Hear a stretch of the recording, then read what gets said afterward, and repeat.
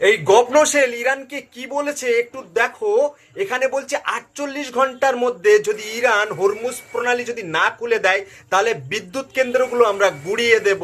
কিন্তু 2 ঘন্টার মধ্যে ইরান তার পাল্টা জবাব দিয়েছে ব্যালিস্টিক মিসাইল দিয়ে, যে তুমি যদি আমাদের আর কোনো শর্ত চাপাও তাহলে এবার আমরা পানিতে সবচেয়ে বড় আঘাত আনবো।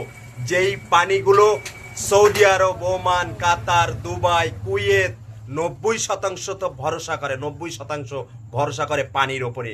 আর এই কথাটা শোনার পরই ট্রাম্প ভয় পেয়ে গেছে, 5 দিনের জন্য যুদ্ধ থামানোর চেষ্টা করছে।